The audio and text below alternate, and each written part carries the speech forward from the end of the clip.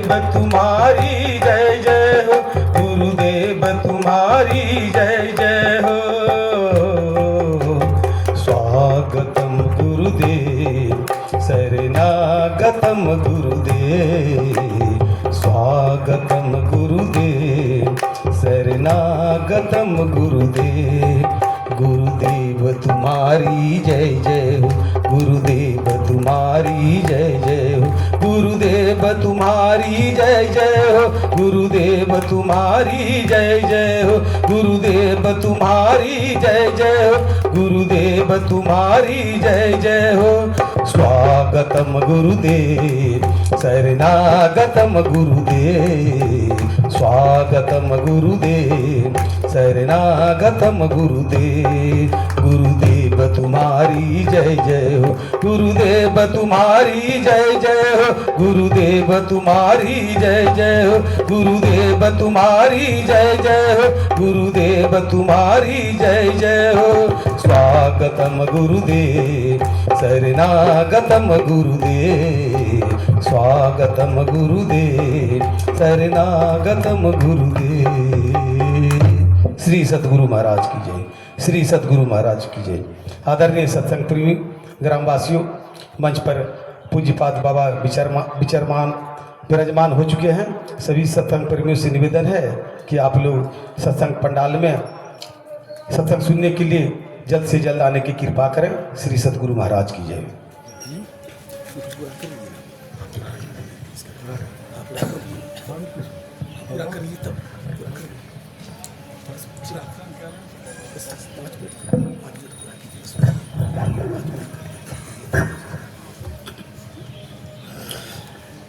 श्री सद्गुरु।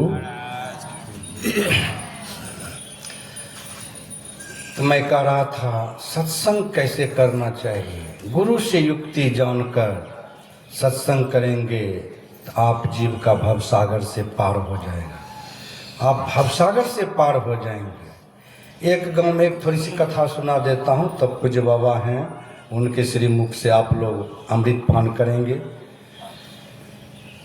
एक गांव में एक आदमी था, इसी तरह से सत्संग चल रहा था। बड़ा कवियाठ आदमी था, जिसको अकर्मल लोग कहते हैं।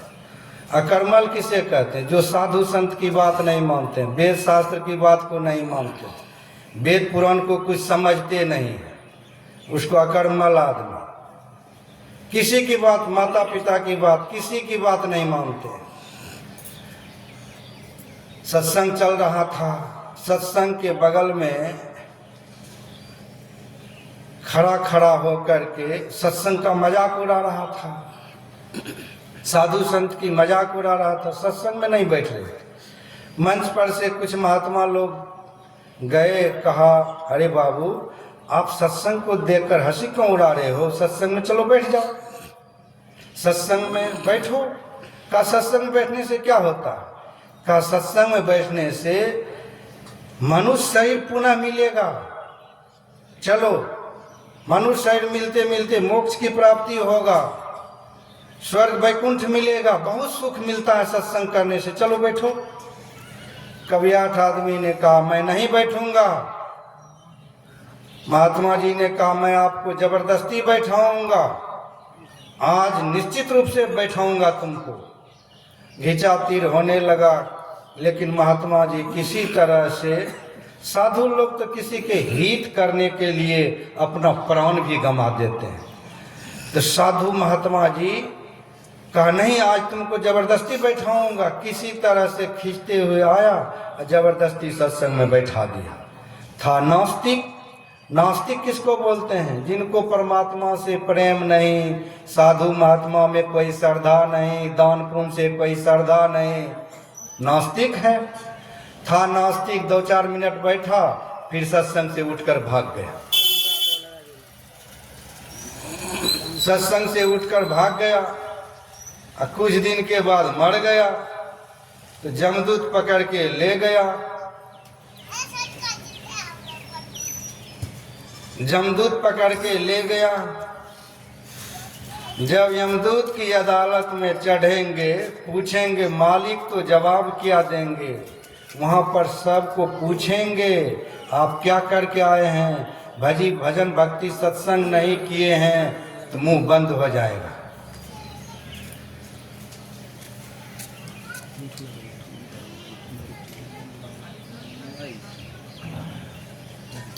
धर्मराज के मुंशी हैं चित्रगुप्त जी महाराज। कवियाठ को जमदूत पकड़ के ले गया अदालत में। अदालत में पेश किया। धर्मराज चित्रगुप्त जी को कहा, चित्रगुप्त जी, ये कवियाठ संसार से मरकर आया है, इनका लेखा जोखा देखो। चित्रगुप्त जी लेखा जोखा देखने लगा। कहा, महाराज, ये पूरा जीवन दुष्कर्म किया है, पूरा जीवन दुष्कर्म, उठा पटक, बेईमानी, शैतानी, गाया, भांग, अफीम, चरस, दारू, शराब, ये सब तो धुक्कर, ये सब धुक्कर कर्म किया है। सत्कर्म इसके जीवन में नहीं है, लेकिन एक जगह थोड़ा सा बन रहा है। धर्मराज का क्या बन रहा है? महाराज, कोई महात्मा जी इनको जबरदस्ती सत्संग में बैठा दिया तो वही थोड़ा सा इनका पुण्य बन रहा है, नहीं तो पूरे जीवन उठा पटक, बेईमानी, शैतानी, एक दूसरे को आड़ी काट कर अपने में मिलाना, यही इनका काम था। पूरा जीवन दुष्कर्म भरा हुआ है, सत्कर्म तो इनके जीवन में है नहीं। थोड़ा सा सत्कर्म बन रहा है तो थोड़ा सा इनका फल दे दिया जाए। धर्मराज ने कवियाठ को कहा, अरे कवियाठ, तुम तो जीवन में कोई सत्कर्म नहीं किया, थोड़ा सा तुम सत्संग में बैठ गए। वो भी बैठा नहीं, जबरदस्ती महात्मा जी तुमको बैठाया। अब तुम बोलो कि थोड़ा देर बैठने का फल, सत्संग में थोड़ा देर बैठने का फल तुमको क्या दे दूं?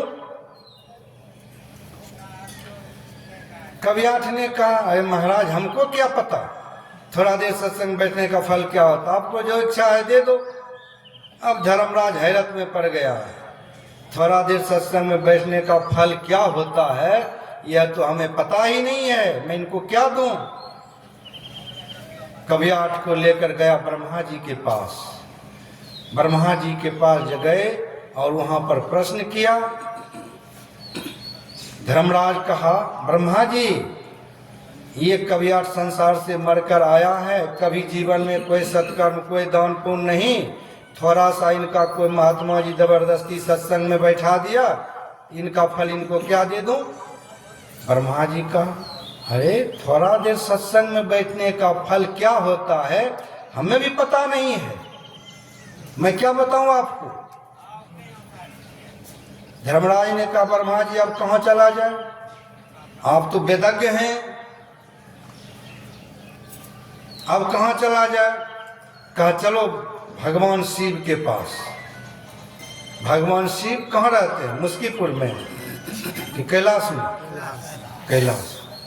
कहा, चलो भगवान शिव के पास। गए भगवान शिव के पास, हाथ जोड़कर प्रार्थना करके कहने लगे, हे महायोगेश्वर भगवान शिव, ये अकर्मल आदमी है, साधु संत की कभी बात नहीं मानते थे, दान पुण्य भी नहीं है, कभी सत्संग में भी नहीं बैठते थे, इनको साधु संत से कोई लेना देना नहीं, बड़ा अकलमल आदमी है, कवियाठ है, मरकर आया है, पूरे जीवन तो दुष्कर्म किया, लेकिन थोड़ा सा इनका पुण्य बन रहा है कि कोई महात्मा जी इनको थोड़ा देर के लिए सत्संग में बैठा दिया।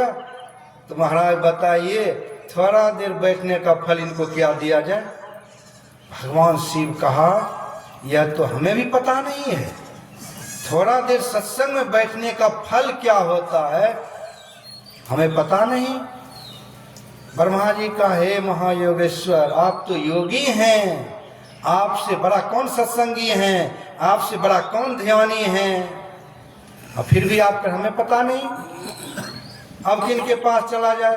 कहा, चलो भगवान श्री हरि विष्णु के पास।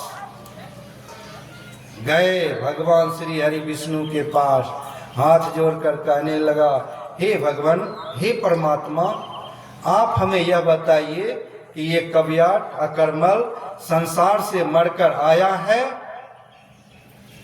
ये कभी जीवन में सत्कर्म नहीं किया है, थोड़ा सा इनका कुछ पुण्य बन रहा है, कि कोई महात्मा जी इसको जबरदस्ती सत्संग में बैठा दिया, तो हे परमात्मा आप हमें बताइए कि थोड़ा देर सत्संग में बैठने का फल इन्हें क्या दिया जाए। भगवान विष्णु का कहाँ है कवियाठ, बोला मेरे पास। कवियाठ को पेश किया भगवान विष्णु के पास। जैसे ही कवियाठ भगवान विष्णु के समीप आया कि भगवान विष्णु कवियाठ को अपने गोद में बैठाकर चुप हो गया। श्री सद्गुरु महाराज की जय। गोद में बैठाकर चुप हो गया।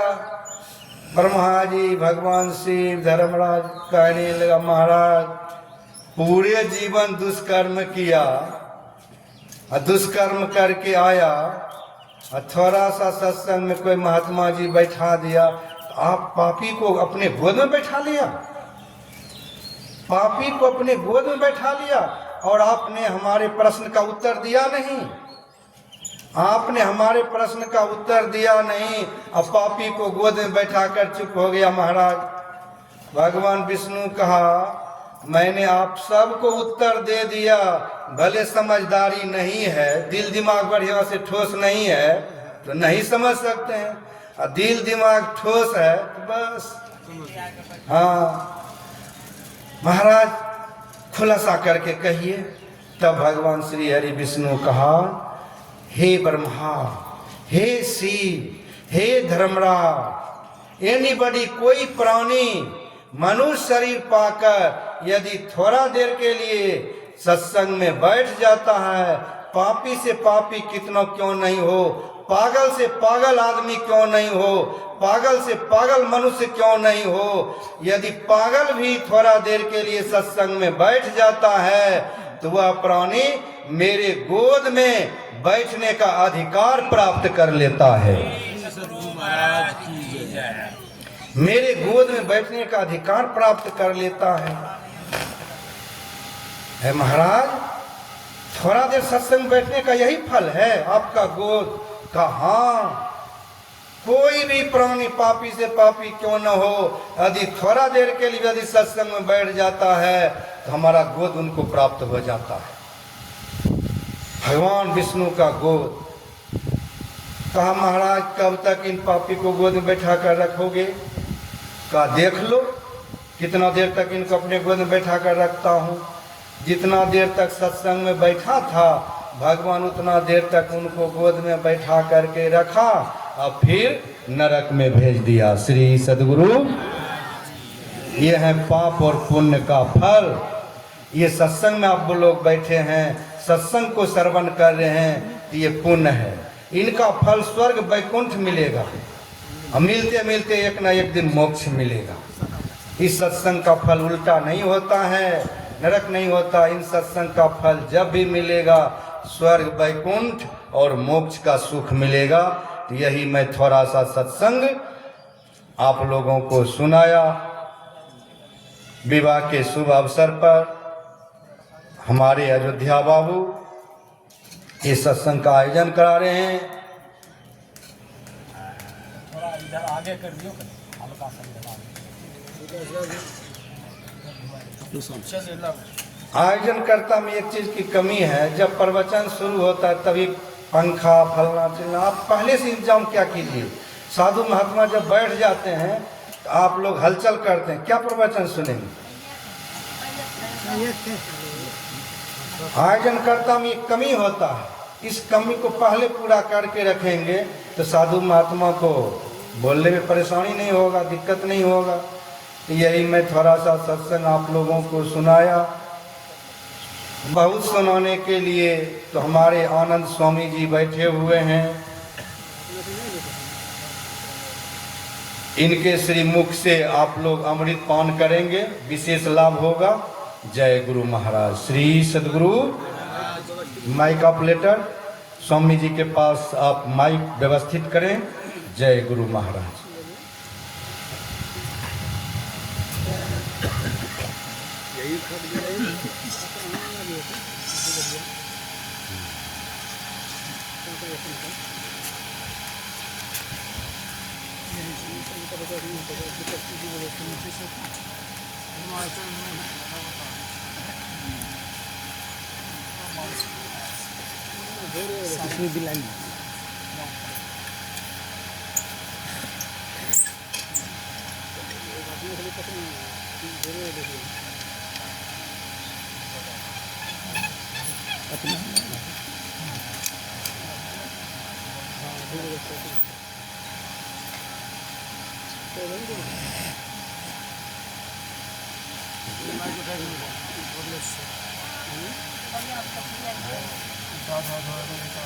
इटा लगी इटा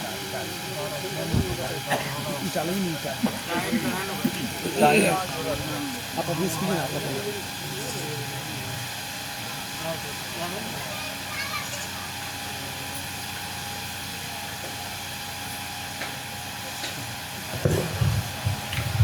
श्री सद्गुरु महाराज की जय। एक बार बुलंद आवाज में जय ध्वनि कर मुख हृदय और वातावरण को पवित्र करें। श्री सद्गुरु महाराज की जय। अखंड मंडलाकारं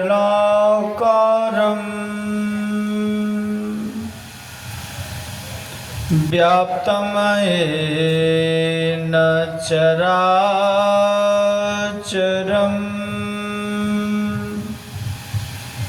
तत्पदं दर्शितं येन तस्मै श्री गुरवे नमः। धन्य धन्य सतगुरु सुखद महिमा कहीं न जाय। जो कछु कहूँ तुम्हारी कृपा मोते कछु न बसाय। जो कछु कहूँ तुम्हारी कृपा मोते कछु न बसाय। सर्वक्षण स्मरणीय अनंत श्री विभूषित परम आराध्य सद्गुरु महाराज के पावन श्री चरणों में कोटिशः नमन। मंचासीन वंदनीय साधु समाज के श्री चरणों में बारंबार नमन। इस सत्संग रूपी त्रिवेणी में स्नान करने वाले धर्म प्रेमी सज्जनों, धर्मशिला माताओं तथा भक्ति स्वरूपा बहनों, सबों को मेरा हार्दिक नमन है और निवेदन है कि एक बार बुलंद आवाज में जय ध्वनि करें। श्री सद्गुरु महाराज की जय। आज का यह विशेष कार्यक्रम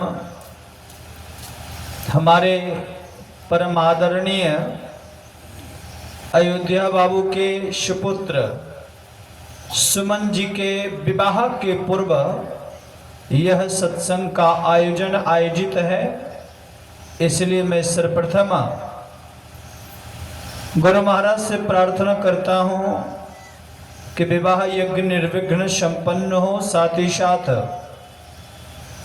भावी दंपति का जीवन सुखमय एवं आनंदमय हो। इन्हीं शुभकामनाओं के साथ बोलिए गुरुदेव भगवान की जय। अभी आप लोगों ने प्राचीन ग्रंथ वेद की ऋचा का पाठ आप लोगों ने श्रवण किया, जिसमें आप लोगों ने सुना हरि ओम मायुंजानः प्रथमं मनस्तत्वाय सविता धियम्मा अगणेर ज्योतिर्निचाय प्रेथेभ्या अध्यावरत। इस मंत्र के द्वारा वेद भगवान उपदेश करते हैं कि हे मनुष्य, जगत प्रसव करता ईश्वर का तत्व ज्ञान प्राप्त करने के लिए पहले बुद्धि योग करें। सबसे पहली बात भगवान वेद ने उपदेश किनको किया? हे मनुष्यों का। और मनुष्यों कहने का तात्पर्य किसी जाति धर्म संप्रदाय से बिल्कुल भी मतलब नहीं है। मानव मात्र के लिए उपदेश है, चाहे वो मानव कोई सनातनी हो या कोई इस्लाम ही क्यों नहीं हो। हमारे आराध्य देव ने भी डंके की चोट में कहा, जितने मनुष्य तनधारी हैं प्रभु भक्ति कर सकते सभी। ईश्वर की भक्ति करके ईश्वर को प्राप्त कर लेना ये हमारे जीवन का कर्तव्य है, जीवन का लक्ष्य है, जीवन का ध्येय है, जीवन का प्राप्तव्य है। अब कहेंगे हम ईश्वर की भक्ति क्यों करें? आवश्यकता क्या है ईश्वर को प्राप्त करने की? क्योंकि हम जीव ईश्वर के अभिन्न अंश हैं। जैसे पृथ्वी है अंशी, ढेला है अंश, समुद्र है अंशी, पानी है अंश, सूर्य है अंशी, आग है अंश। तो जब हम लोग ढेला को आकाश की तरफ फेंकते हैं तो क्या देखते हैं? वो ढेला आकाश में स्थिर नहीं हो पाता। जब तक आपके हाथ का बल काम कर रहा उस ढेला में, तब तक वो ढेला आकाश में चंचल रहता है। ढेला स्थिर कब होता है? जब जमीन पर आकर के वो गिरता है। क्योंकि पृथ्वी है अंशी, अंश से जब अंश अलग होता है तो स्वाभाविक उनकी व्याकुलता बढ़ जाती है, चंचलता बढ़ जाती है, बेचैनी बढ़ जाती है, दुख बढ़ जाता है। पुनः स्थिर होना चाहने के लिए अपने अंश से मिलता है।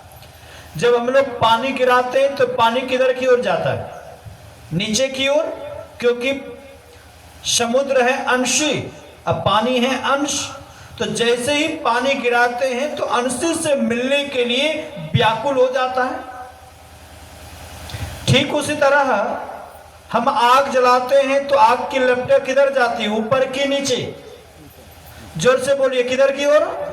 ऊपर की ओर, क्योंकि सूर्य है अंशी, आग है अंश।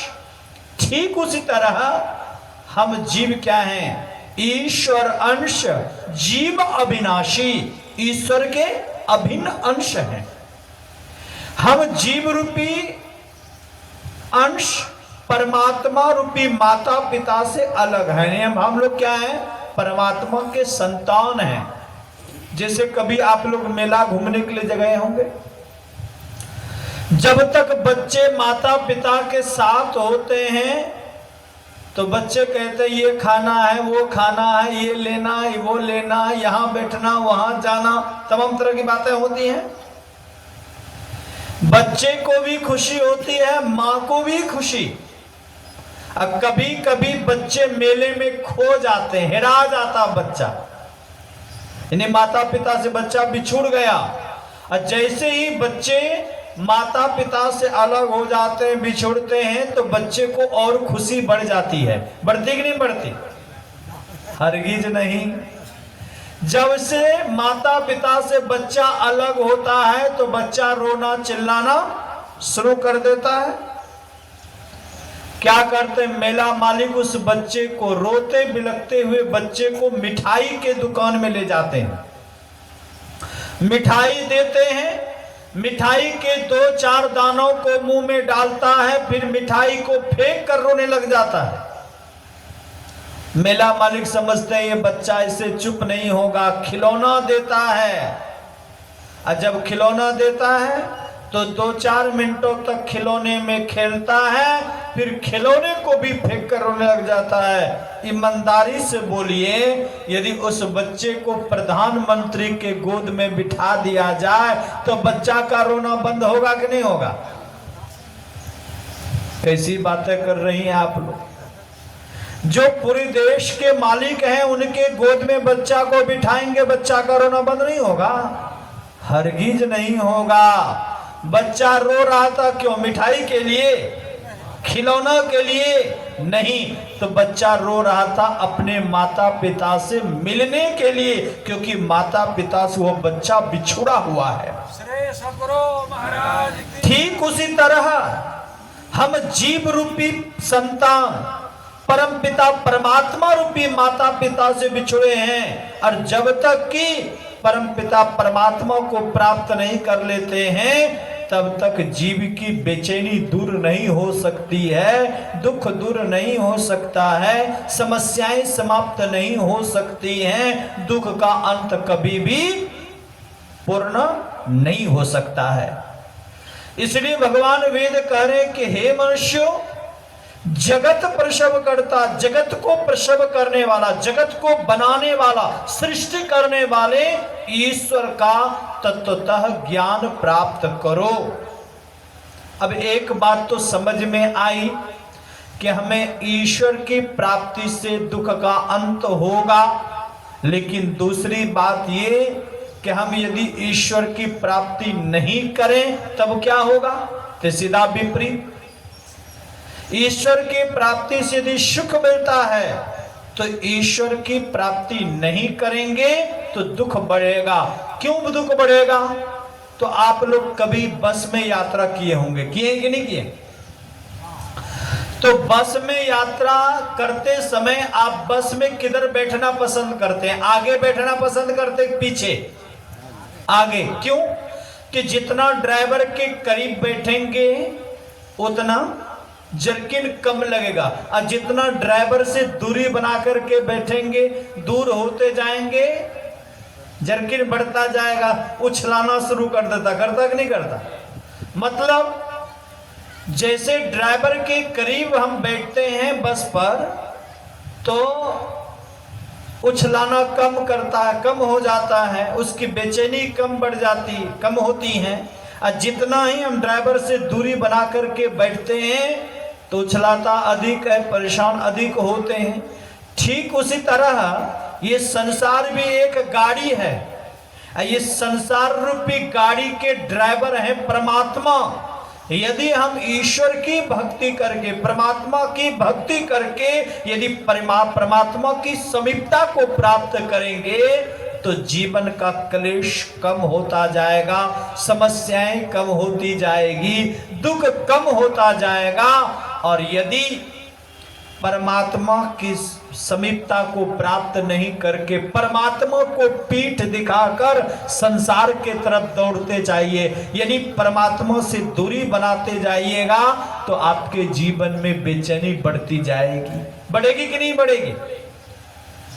इसलिए संत कबीर साहब ने कहा, ऐ संसार के लोगों, यदि जीवन में सुख चाहते हो, शांति चाहते हो, तो जगत पीठ दें भागीरी। ऐ संसार के लोगों, यदि सुख चाहते हो तो तुम्हारा यह संसार अपना घर नहीं है। गुरुदेव ने क्या कहा? जनिली पटोरे प्यारे, जग परदेसवा, सुख कछु हवा नाही।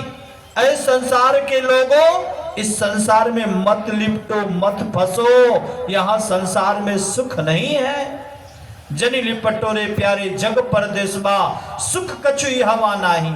यह परदेसवा कालो को भेसवा, जो आवई दुख पाही। जो संसार में आते हैं उसको दुख झेलना पड़ता है। कोई तन दुखी, कोई मन दुखी, कोई धन बिनु रहत उदास, और थोड़े थोड़े सब दुखी, सुखी कौन? हरि के दास। कहा जब तक तुम जगत के तरफ दौड़ते जाओगे तो बेचैनी बढ़ती जाएगी।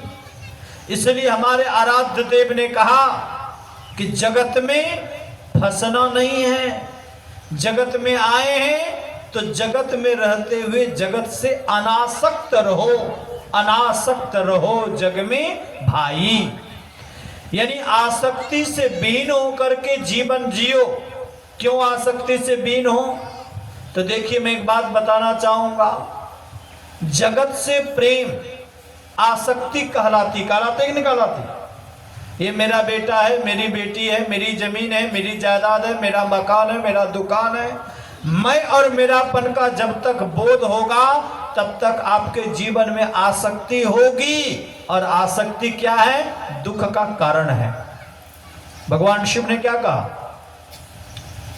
भगवान शिव ने कहा, देहावसान समय चित्ते यद यद विभावयेत तत्तदे भवे जीवो इत्तीव जन्म कारणम। देह त्याग के समय चित्त में जो जो भावनाएं जीव करता है वो जन्म मृत्यु का कारण होता है। अब विचार करिए, इसका मतलब जीवन भर बुरा बुरा कर्म करो और मरते समय भगवान का नाम ले लो, कल्याण हो जाएगा। होगा कि नहीं होगा? होगा, क्योंकि ये भगवान शिव का वचन है।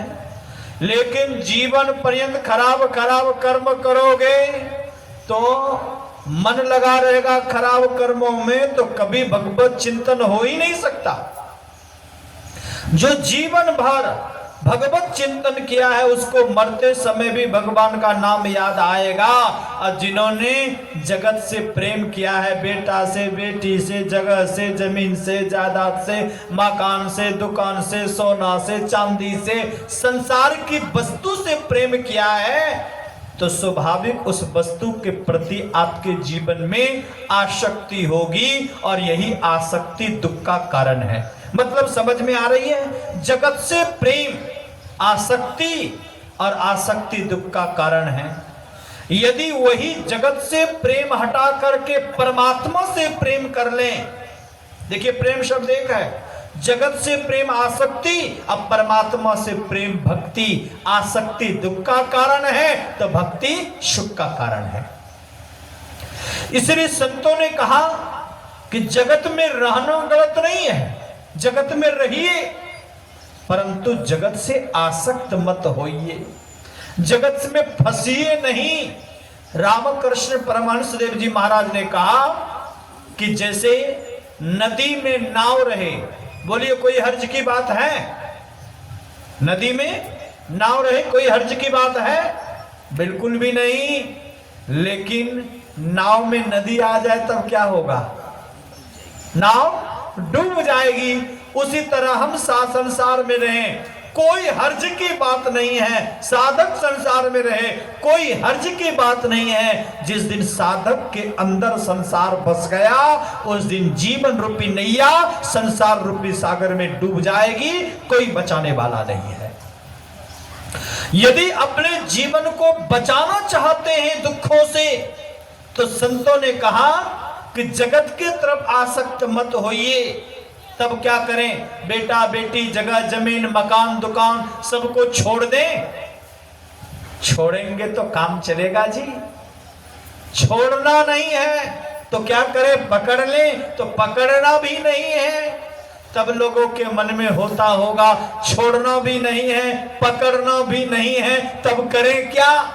तो रामकृष्ण परमहंस देव जी महाराज ने कहा कि यदि संसार में रहना चाहते हो तो जगत में रहते हुए जगत से अनासक्त रहो। कहा कैसे? तो जैसे आप लोग खीरा को देखे होंगे, खीरा ऊपर से बिल्कुल सुडोल होता ना, लेकिन जब उसको फाड़ेंगे तो उसकी फांकें तीन अलग अलग होती हैं। उसी तरह संसार के लिए, दिखावा के लिए, घर परिवार बाल बच्चा, जगह जमीन मकान दुकान सबको अपना मानते रहिए, लेकिन भीतर से खीरा के तरह अलग रहिए। ये मन में सोचिए, यह दुनिया दिन चारी बसेरा, यहां न मेरा तेरा रे, अब मेरा तेरा तो यम के हाथे पकड़ी पकड़ी जिन घेरा रे। जिसको मैं अपना कहता हूं ये मेरा बेटा है, मेरी बेटी, मेरी जमीन, मेरा जायदाद, मेरा मकान। ईमानदारी से बोलिए आपका अपना है जी? बोलिए है आपका अपना? तो फिर अपना नहीं है, सोना खो जाए तो रोते क्यों है? बेटा बीमार पड़ जाए तो रोते क्यों है? बोलिए आपका अपना नहीं है तो रोते क्यों है? एक माई के घर में आग लग गई, ध्यान से सुनो, क्या हो गया? आग लग गई। माई घर को देखकर रो रही थी, पानी डाल रही थी, रो रही थी, बार बार रो रही थी, जार बेजार होकर रो रही थी। इतने में एक युवक आया और इस युवक ने कहा, माई तुम रो क्यों रही हो? कहा घर में लगी है बेटा आग, तो रोए नहीं तो क्या करें? कहा माई रो मत, आपके बेटे ने इस घर को बेच दिया है। जैसे कहा कि आपके बेटे ने आपके इस घर को बेच दिया है, तो माई हंसने लगी, पानी बुझाना बंद कर दिया, आग बुझाना बंद कर दिया। उधर से उनका बेटा आया, कहा माई घर में आग लगी है और तुम हंस रही हो। कहा बेटा हंसे नहीं तब रोए, जब तुमने इस घर को बेच दिया है तो जिनका घर हुआ उनका न जल रहा है, तो उनके जलने से मुझे क्या दुख। कहा मां बात हुई है, अभी पैसा नहीं दिया है। जैसे कहा कि वो माई फिर से रोने लगी। समझ में आ रही बात? जिनको अपना मानेंगे, अपना ही दुख का कारण है अपना नहीं। ईमानदारी से बोलिए आपका अपना है? अपना किनको कहते हैं? मैं बंडी पहनकर अपने आश्रम से आया हूं और अपने आश्रम को जाऊंगा, तो ये बंडी लेकर जाऊंगा कि नहीं जाऊंगा? लेके जाऊंगा, क्योंकि मैं साथ लेकर आया हूं। विचार करिए, जब हम इस शरीर संसार में आए थे तो क्या क्या लेकर के आए थे? कुछ नहीं। जाएंगे तो क्या क्या लेकर जाएंगे? तो जो नो कुछ साथ लेकर के आए थे, नो कुछ साथ लेकर के जाएंगे, तो फिर आपका अपना कैसे हुआ जी? हुआ अपना? अपना तो उनको जो अपने साथ लेकर आए, अपना तो उनको जो अपने साथ लेकर जाएंगे। तो नो हम साथ लेकर के आए हैं, नो साथ लेकर के जाएंगे। तो जो सपना है और उनको हम लोग अपना मान रहे हैं, यही दुख का कारण है। सपना को क्या मान रहे हैं? अपना। जो न कभी था न कभी रहेगा, और उन्हीं को हम अपना मान रहे हैं। संत महात्मा लोग कहते हैं यही दुख का कारण है। इसलिए रामकृष्ण परमहंस ने कहा, यदि रहना चाहते हो ना तो जगत में कैसे रहो? तो जैसे बड़ी घर की नौकरानी रहती है। बड़ी घर की नौकरानी मालिक के घर काम करती है। अब मालिक के बच्चे को यदि कोई एक थप्पड़ लगा दे तो नौकरानी झल्ला उठती है, मेरे बच्चे को तूने थप्पड़ मारा, मैं अभी पूछती हूं। या मालिक के वस्तु को कोई लेके जाने लग जाए तो नौकरानी झल्ला उठती है, तो मेरा सामान है क्यों लेकर जा रहे हो? लेकिन बेचारी का दिल जानता है, जब तक मालिक के घर काम करती हूं तो मालिक के बच्चा को अपना बच्चा, अब मालिक के वस्तु को अपनी वस्तु समझती हूं। जिस दिन मालिक काम से छुट्टी कर देंगे, ये सब अपना सब सपना हो जाएगा। होगा कि नहीं होगा? आप देखिए ना जी, जब किसी का शरीर छोड़ जाता तो लोग क्या बोलते हैं? राम नाम। डर तो नहीं लगता है मेरे साथ कहने में? राम नाम। लोग ऐसा कभी सुना आपने कि बेटा पोता सत्य है, जमीन जायदाद सत्य है, मकान दुकान सत्य है? कभी सुना आपने? नहीं। अंतिम क्षण में जब शरीर किसी का छूट जाता है तो लोग, जो बेचारे का शरीर छूटा वो तो चचरी पर सोया है और दूसरे कंधा पर ले जाते समय खूब हल्ला करता, राम नाम सत्य है। लेकिन बेचारे कहने वालों को उसको भी पता नहीं है कि राम नाम सत्य है। सिर्फ वो शिकारी के तरह, शिकारी जैसे आवाज लगाता है वैसे ही सिखाया हुआ महात्मा जी की शिक्षा चिड़िया के तरह। शिकारी आएगा, जाल बिछाएगा, उसमें दाना डालेगा, लोभ से फंसना नहीं। ये कहते कहते फंस रहा है। वही हालत हमारी आपकी है। ईमानदारी से बोलिए, है कि नहीं है? जान रहे हैं लोग मर मर करके शरीर छोड़कर जा रहे हैं। सब लोग जब जा रहे हैं तो कंधे पर ले जाते समय कहते हैं राम नाम सत्य है। तो ये बात हम लोगों को जीते जी समझना चाहिए कि नहीं कि परमात्मा सत्य है, उस सत्य तत्व परमात्मा को अपने जीवन में धारण करें, अर्थात उस परमात्मा का तत्वतः ज्ञान प्राप्त करना चाहिए। ऐसा विचार होना चाहिए कि नहीं होना चाहिए? बस कहने वक्त कहते राम नाम सत्य है। संत महात्मा लोग कहते हैं ये सिर्फ कथनी से काम नहीं चलेगा, तुम अपने जीवन में करनी उतार दो कि परमात्मा का नाम सत्य है। और जिस दिन इस सत्य तत्व परमात्मा को जान लोगे उस दिन जीवन आनंद में होगा, कल्याण में होगा। इसलिए हमारे आराध्य देव ने कहा, नाहिन करिए जगत सो प्रीति, जगत अथाह भयंकर भवनिधि, जहां सब दुख की रीति, जहां सब भूल भुलावन कौतुक, समुझ परे नहीं नीति, रहे जहां छाई अनीति, नाहिन करिए जगत सो प्रीति, जगत से प्रीत नहीं करो। संत महापुरुषों से पूछा, संत सूरदास जी महाराज से किसी भक्त ने पूछा कि महाराज जितने संसार में लोग आए सबों ने कहा कि जगत से प्रीत नहीं करो, और यहां तक कि कबीर साहब ने तो कहा जगत को पीठ दिखा दो। मैं पूछना चाहता हूं कि जगत से प्रीत क्यों नहीं करें? जगत है कैसा, संसार है कैसा? तो संत सूरदास जी महाराज ने कहा, यह संसार फूल सिमर को सुंदर देखी लुभायो। यह संसार कैसा है? तो सिमर के फूल के समान। और सिमर का फूल आप लोग देखे होंगे, काला काला होता है ना? कहते हैं हाँ, काला काला होता है। बोलिए गुरुदेव भगवान की। मैं उल्टी बातें इसलिए कहता हूं, ध्यान से सुनते कि नहीं सुनते? सुने ने बच्चा में खेल सुने होंगे, कौवा उड़, मैना उड़, अब बीच बीच में गधा भी उड़ा देते हैं ना, तो जो सतर्क नहीं होता वो हाथ उड़ा देता।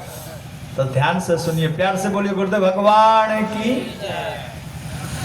तो संत सूरदास जी महाराज से पूछा भक्तों ने कि गुरुदेव बतलाइए ये संसार है कैसा, जो संसार को हम क्यों छोड़ें?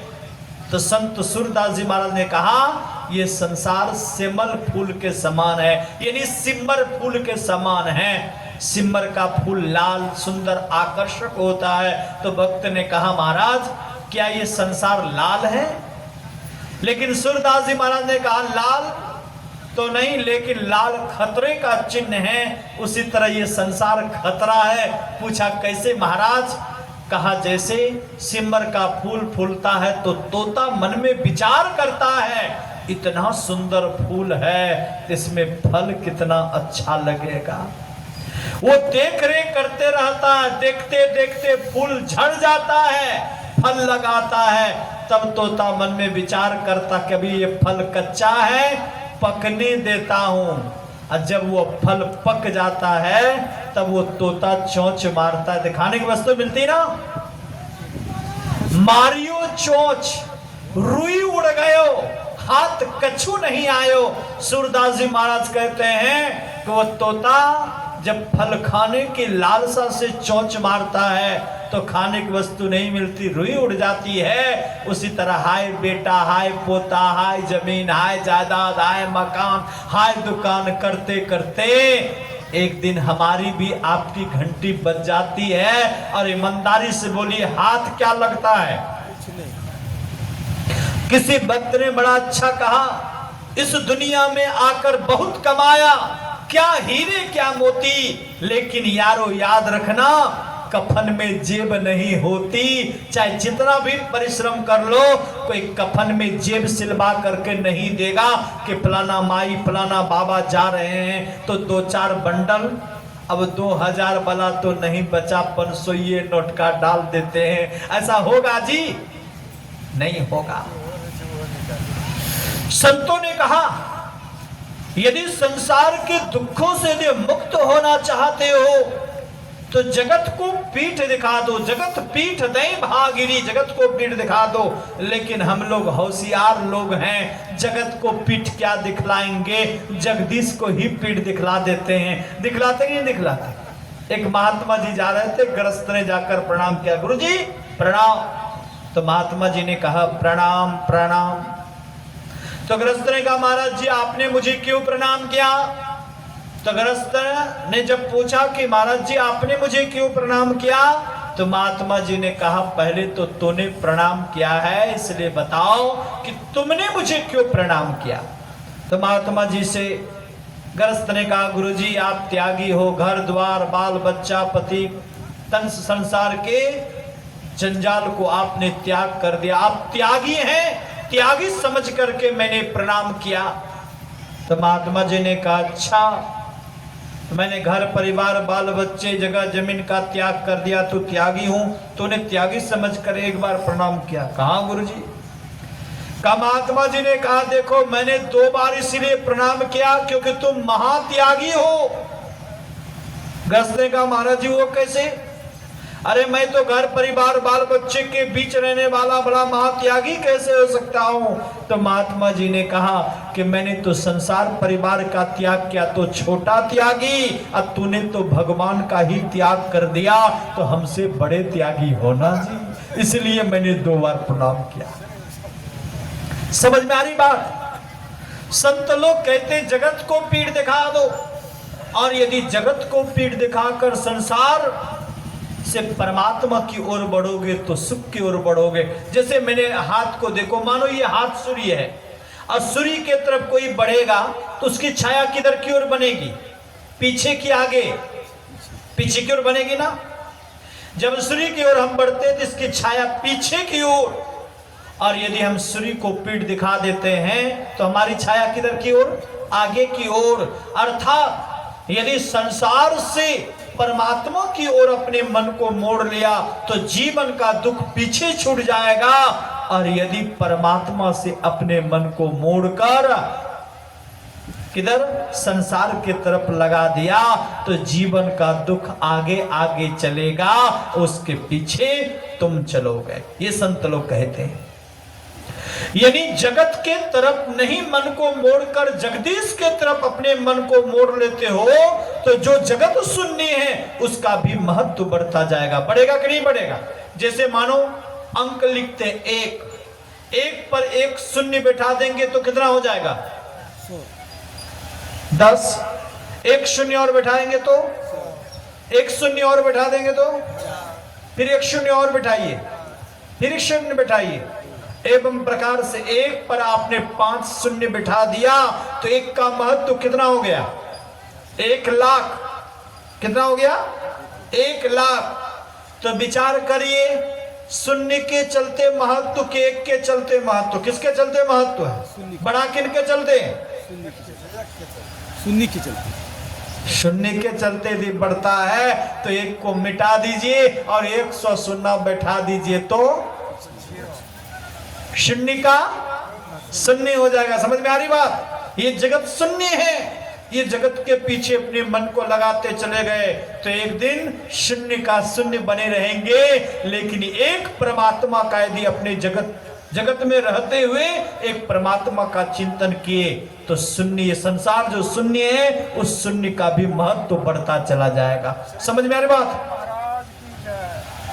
शून्य का भी महत्व बढ़ता चला जाएगा। इसलिए संत लोग कहते हैं कि संसार में रहते हुए संसार से अलग होकर के ईश्वर चिंतन करो, ईश्वर की भक्ति करो, ईश्वर का गुणानुवाद करो, और इसी के लिए परमात्मा ने सुंदर जीवन दिया। अब एक प्रश्न का उदय होगा कि हम ईश्वर का चिंतन करें तो क्यों करें? एक तो मैं इस प्रश्न पर प्रश्न करते जा रहा हूं, एक प्रश्न का उत्तर लीजिए कि ईश्वर का चिंतन हम क्यों करें। एक बात ईमानदारी से बोलिए, बस में यात्रा कर रहे हैं, ध्यान से सुनिए, बोलिए गुरुदेव भगवान की जय। अभी सोने का समय नहीं है। बस पर बैठते ना, यात्रा कर रहे हैं बस पर, तो बस पर मानो आप घंटों से खड़े हैं, खचाखच की भीड़ है, सीट नहीं है, खड़े खड़े यात्रा कर रहे हैं। अब किसी को दया मया आ गई, आपको घंटों खड़ा देखा, दया आ गई, अपना सीट छोड़कर आपको बैठने के लिए दे दिया, आपको बैठने के लिए दे दिया। विचार करिए, तो उसको आप कुछ कहते कि नहीं कहते? जोर से बोलिए। जिन्होंने अपना सीट छोड़कर खड़े व्यक्ति को बैठने के लिए दे दिया, उसके लिए कुछ शब्द है कि नहीं आपके लिए? कौन सा शब्द का प्रयोग करेंगे? धन्यवाद करेंगे ना? विचार करिए, जिनकी अपनी गाड़ी नहीं थी वो भी मुसाफिर, आप भी मुसाफिर, सिर्फ अंतरित नहीं कि उनको सीट मिली हुई थी और आपको सीट मिली नहीं थी। आप घंटों से खड़े थे, उनको दया हो गई, अपना सीट छोड़कर आपको बैठने के लिए दे दिया, तो आप धन्यवाद करते हैं। हिंदी में बोलते हैं तो धन्यवाद, अंग्रेजी में बोलते हैं तो थैंक्स, थैंक यू बोलते हैं कुछ। सोचिए, जिन्होंने आधा घंटा, 1 घंटा, 2 घंटा तक अपना सीट छोड़कर आपको बैठने के लिए दे दिया, तब उनका धन्यवाद करते हैं। और जिन्होंने सृष्टि का ये सिरमौर सुंदर जीवन दिया, हो सकता था भगवान गधा, कुत्ता, बकरी, भालू, कीट, भृंग, ना जाने कितनी योनियां हैं, उन योनियों में भेजे होते तब कितना दुख होता सोचिए। अभी गर्मी लगती है तो पंखा चला लेते हैं, ठंडी लगती है तो चादर ओढ़ लेते हैं, मच्छर लगता है तो मसहरी लगा लेते हैं, दाल भात सब्जी खाते खाते मन उकता जाए तो पूरी, बुंदिया, जिलेबी, रसमलाई, रसगुल्ला, कचौड़ी, पकौड़ी बीच बीच में चल जाती कि नहीं चलती? जिलेबी, समोसे चल जाते कि नहीं चल जाते? विचार करिए, तो जिस परमात्मा ने ये सुंदर जीवन दिया और वो जीवन उपहार स्वरूप हम लोगों को मिला है, तो सोचिए, सिर्फ आपको आधा घंटा, 1 घंटा के लिए अपना सीट छोड़कर बैठने के लिए दे दिया, तो उसका धन्यवाद करते हैं। और जिन्होंने ये सुंदर जीवन, सृष्टि का सिरमौर शरीर दे दिया ईश्वर भक्ति करने के लिए, तो ईमानदारी से बोलिए, उसका धन्यवाद करना चाहिए कि नहीं करना चाहिए? करना चाहिए कि नहीं करना चाहिए? करना चाहिए ना। अच्छा, एक बात बताइए, बिजली जलाते इसका बिल भरते कि नहीं भरते? बिजली का बिल भरते हैं, गैस सिलेंडर का बिल भरते हैं, पक्की सड़क का बिल भरते हैं, नलकूप पानी का बिल भरते हैं।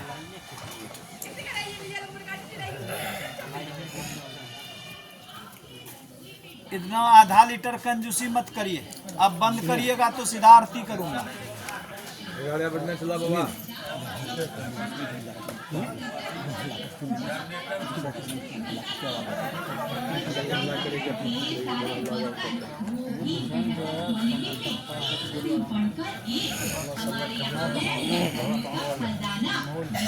बर्तनों का खजाना चले आना हमारे प्रचार गाड़ी के पास लेने के लिए। जहाँ है एक से बढ़कर एक उच्चतम क्वालिटी की श्री सद्गुरु महाराज की जय। देखिए, अभी समय भी अब लगभग 11:15 बज गया है और सब लोग भूखे प्यासे हैं। सत्संग देर से शुरू हुआ था, अपराह्न काल विस्तार से सुनाऊंगा, अभी संक्षिप्त में सुनाऊंगा, एक भजन के बाद आरती होगी। बोलिए गुरुदेव भगवान की जय। तो क्या सुना रहा था मैं? क्या सुनाया? जिस मैं ये बता रहा था कि जैसे बिजली जलाते इसका क्या भरते हैं? बिल भरते हैं, गैस सिलेंडर का बिल, पक्की सड़क का बिल, नलकूप पानी का बिल, ये तमाम चीजों का हम लोग बिल भरते हैं ना जी। ये तमाम चीजों को किसने बनाया? भगवान ने या मानव ने? मानव ने बनाया। बिजली की व्यवस्था मानव ने, पक्की सड़क की व्यवस्था मानव ने, नलकूप पानी का व्यवस्था मानव ने, गैस सिलेंडर की व्यवस्था मानव ने। लेकिन किसी मानव को इतनी हिम्मत है कि बिना परमात्मा की वस्तु को लिए कुछ भी तैयार कर दे? बिल्कुल भी नहीं। परमात्मा ने 5 चीजें बनाई, मिट्टी, मूलतः मिट्टी, जल, अग्नि, हवा और आकाश।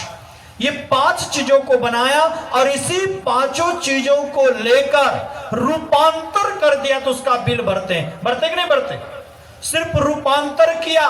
आज यदि बिजली जल रही है तो ये रूपांतरित रूप है, चाहे सौर जगत हो कि पानी के द्वारा हो कि डीजल इंजन के द्वारा हो, तो मूल चीज खनिज पदार्थ किनका?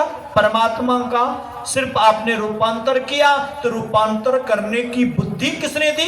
परमात्मा ने।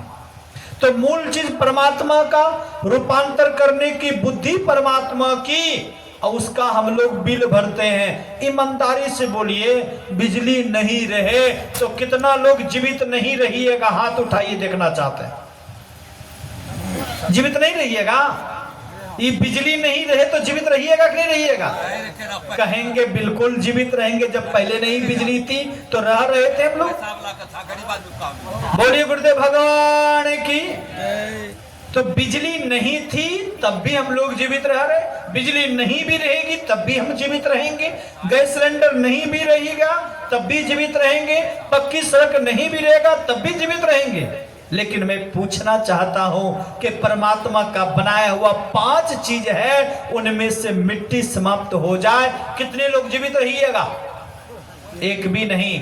पानी समाप्त हो जाए तो एक भी नहीं, हवा समाप्त हो जाए तो एक भी नहीं, आग समाप्त हो जाए तो एक भी नहीं। सीधे शब्दों में कहेंगे कि 5 तत्वों में से एक तत्व यदि समाप्त हो जाएगा तो पृथ्वी प्रलय की ओर चल जाएगी। और ये 5 चीजों का उपयोग हम लोग 24 घंटा करते हैं। ईमानदारी से बोलिए, अब तक परमात्मा को कितना बिल भरे हैं?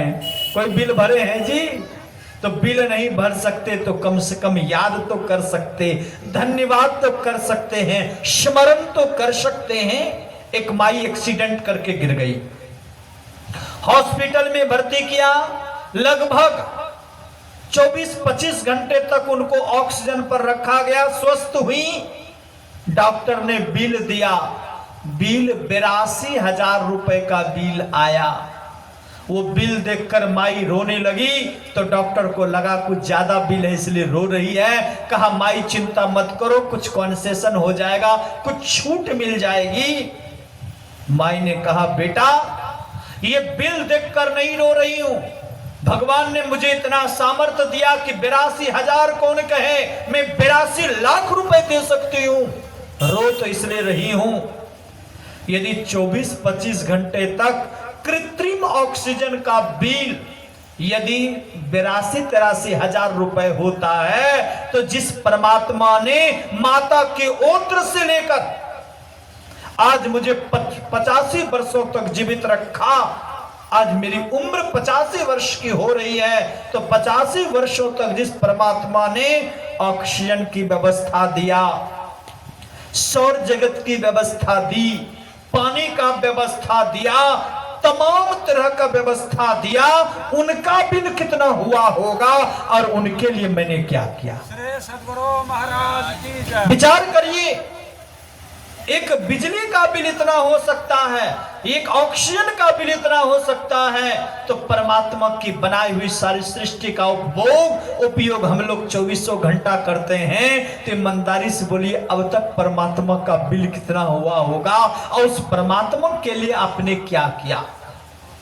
संत लोग कहते हैं कि संसार का जितना कमाई करनी है, जितनी कमाई करनी है खूब कमाई करिए।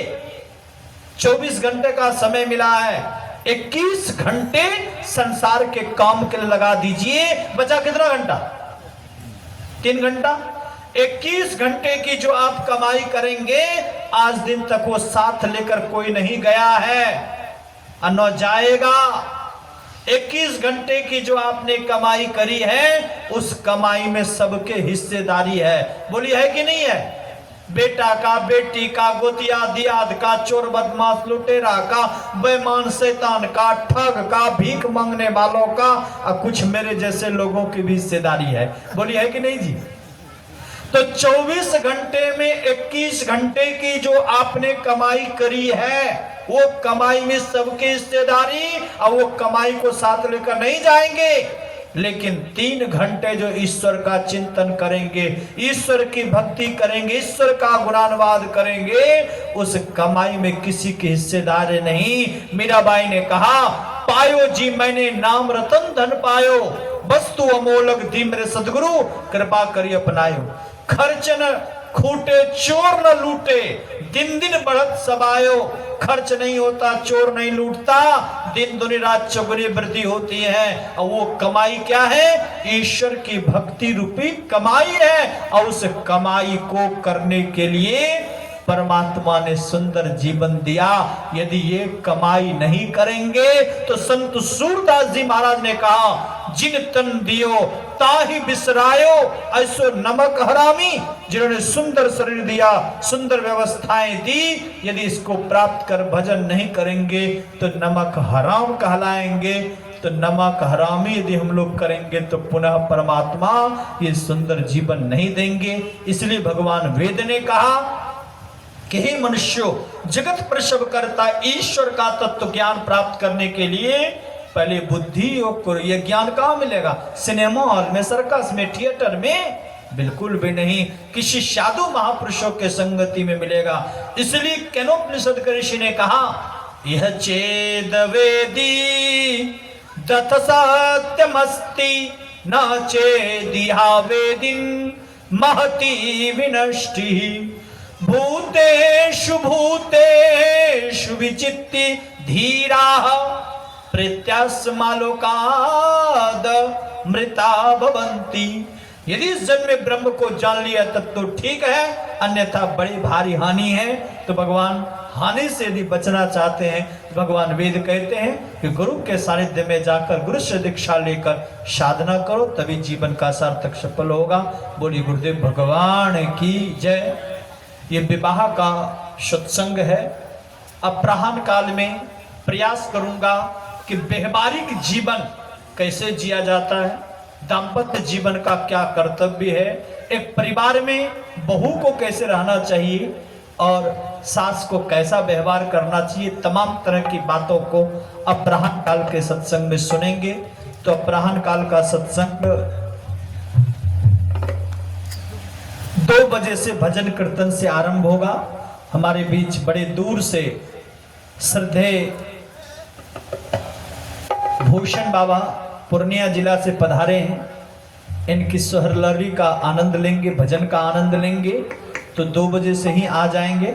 अभी भूषण बाबा से एक भजन सुनेंगे, तत्पश्चात आरती होगी। श्री सद्गुरु महाराज की जय।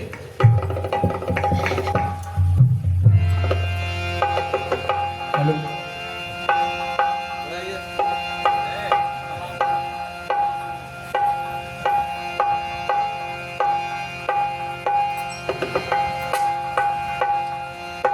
संतन के संग लाग रे तेरी अच्छी बनेगी। संतन के संग लाग रे तेरी अच्छी बनेगी। संतन के संग लाग रे तेरी अच्छी बनेगी।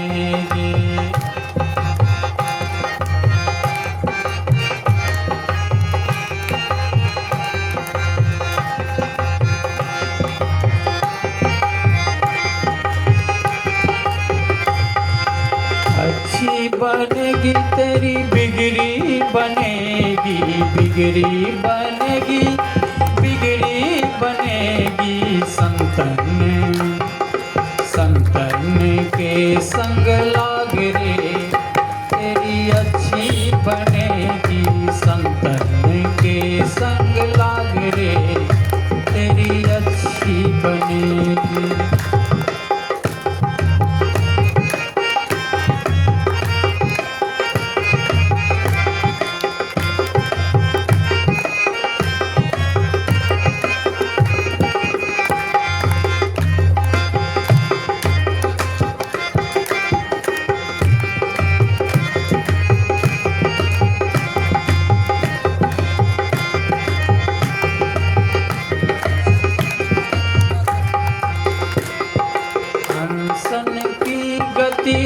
सही जाने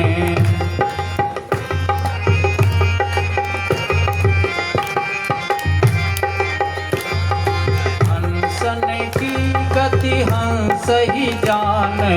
हंसन की गति हंस हंसन की गति हंस ही जाने, क्या जाने क्या जाने कोई कागरे तेरी अच्छी बनेगी, संतन के संग लाग रे तेरी अच्छी बनेगी।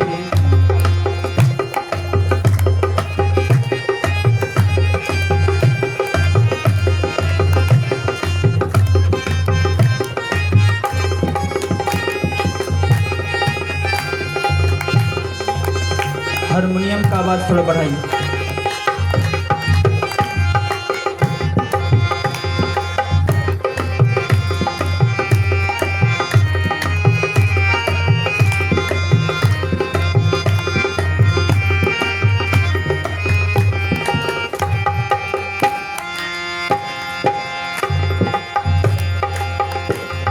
संतन के संग लाग रे तेरी अच्छी बनेगी, संतन के संग पुण्य कमाई।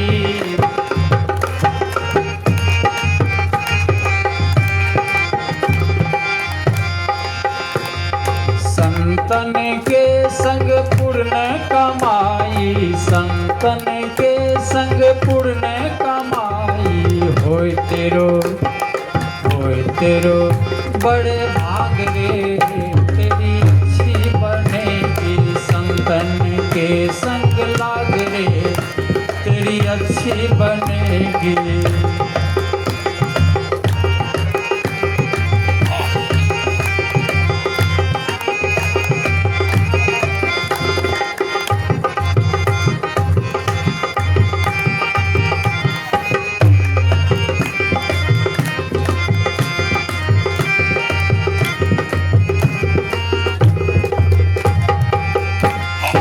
ध्रुव की बनी प्रहलाद की बनी गई, ध्रुव की बनी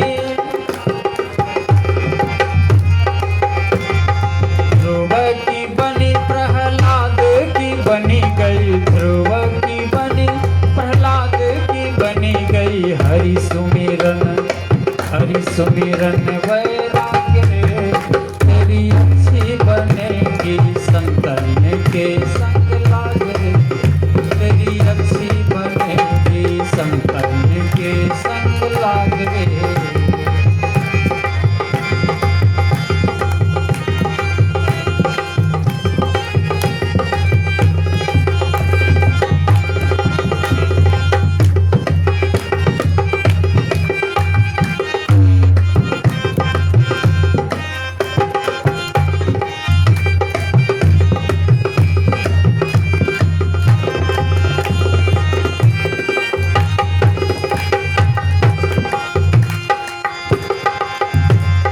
कहे कबीर सुनो भाई साधो,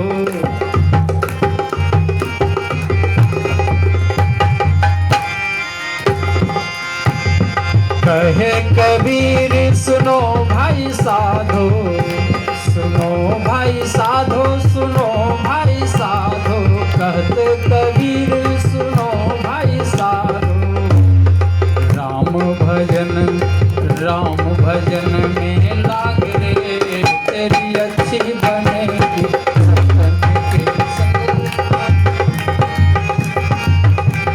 संतन के संग लाग रे तेरी अच्छी बनेगी, अच्छी बनेगी तेरी बिगड़ी बनेगी, तेरी बिगड़ी बनेगी, बिगड़ी बनेगी।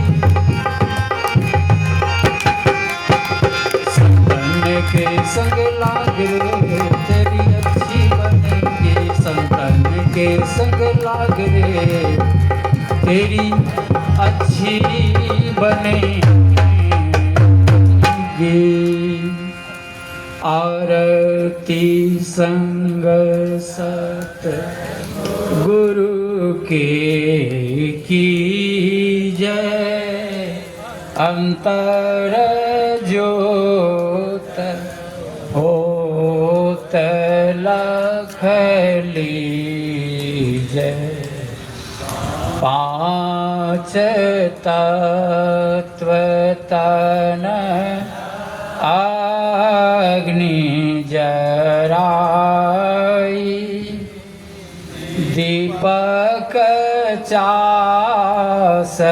प्रकाश करी जय गगन थाल रवि फल फूला मूल कपूर कलश धर दीजय अक्षत नभताय मुक्ताहल पोहा पमाल हेय हार गुही जय शीत पान मिष्टान मिठाई चंदन धूप दीप सब चीजें झलक झाज मन मीन मजीरा मधुर मधुर धुनि मृदंग सुनी जय सर्व सुगंध उरी चली आकाशा मधुकर कमल केले धोनी धीज निर्मल ज्योत जड़त घट माही देखत दृष्टि दोष सब छीज अधर धार अमृत बही आवे सतमत द्वार अमर रस भीजय